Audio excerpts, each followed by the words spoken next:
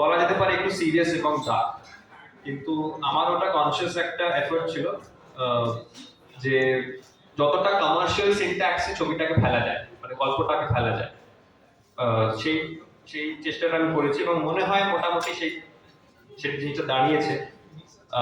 কারণ আমার মনে হয় যেই থিমটা এখন রিভিল করতে চাই না, কিন্তু সেই সেই থিমের ওপর ভিত্তি করে কমার্শিয়াল সিনেমায় ছবি এখন অব্দি আমাদের দেশে ফুল ফ্লেজেড ছবি ওই থিম নিয়ে হয়নি। সেনসিটিভ সাবজেক্ট, খুব বেশি ইন জেনারেল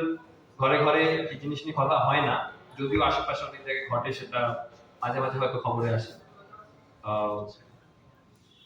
ইনফ্যাক্ট যখন আমাদের শুটিং হলো তার ঠিক পরে পরে গত বছর কলকাতায়ও একটি ঘটনা ঘটলো, সেখানে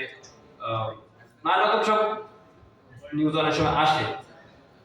কিন্তু তো সেই সেনসিটিভ থিমটাকে আমি মোটামুটি মনে হয়েছিল 5 বছর আগে যে যদি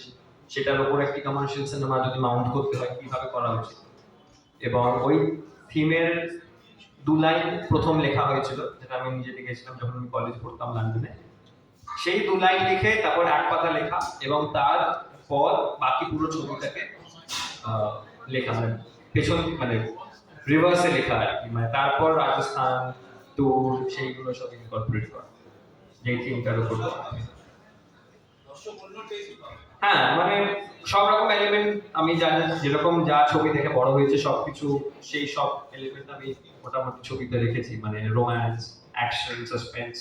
সাইকোলজিক্যাল থ্রিলার সবকিছু একটা কমপ্লিট প্যাকেজ মতো করে চেষ্টা করা হয়েছে ছবিটা। ওই জন্য আমাকে অনেকে জিজ্ঞেস করে ফিল্মের জনার কি, জনার বলাটা খুব কঠিন, কারণ মানে এক একটা জায়গায় মনে হয় যে romantic, out and out romance, মাঝে মাঝে মনে হয় সাইকোলজিক্যাল থ্রিলার, যে যখন যেটা প্রশ্ন করে তখন যে যেটা ভাবি সেটা আমি তখন বলি। So overall romantic thriller, I've come up with this coinage.